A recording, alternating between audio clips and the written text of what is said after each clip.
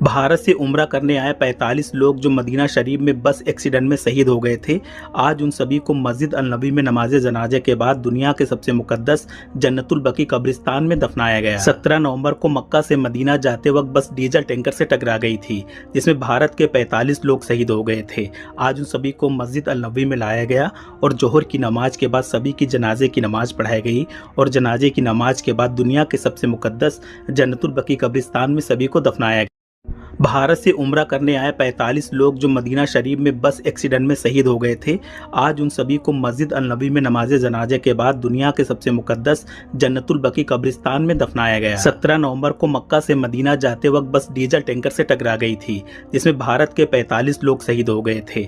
आज उन सभी को मस्जिद अल नबी में लाया गया और जोहर की नमाज के बाद सभी की जनाजे की नमाज पढ़ाई गई और जनाजे की नमाज के बाद दुनिया के सबसे मुकद्दस जन्नतुल बकी कब्रिस्तान में सभी को दिल से यारो सलाम आखिरी है, नज़म आखिरी है, कलाम सुनो दिल से यारो सलाम आखिरी है, नज़म आखिरी है, कलाम।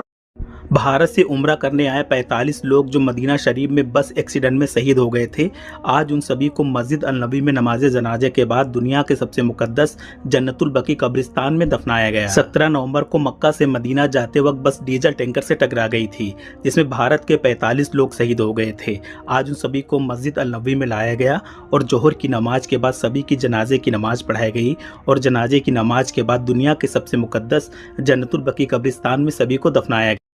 भारत से उम्रा करने आए 45 लोग जो मदीना शरीफ में बस एक्सीडेंट में शहीद हो गए थे।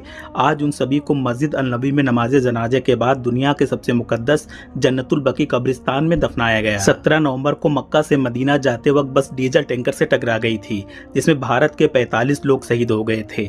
आज उन सभी को मस्जिद अल नबी में लाया गया और जोहर की नमाज के बाद सभी की जनाजे की नमाज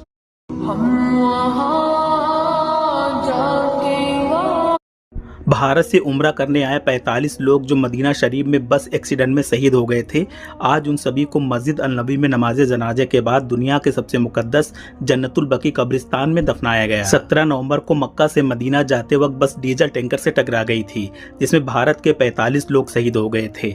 आज उन सभी को मस्जिद अल नबी में लाया गया और जोहर की नमाज के बाद सभी की जनाजे की नमाज पढ़ाई गई और जनाजे की नमाज के बाद दुनिया के सबसे मुकद्दस जन्नतुल बकी कब्रिस्तान में सभी को दफनाया गया।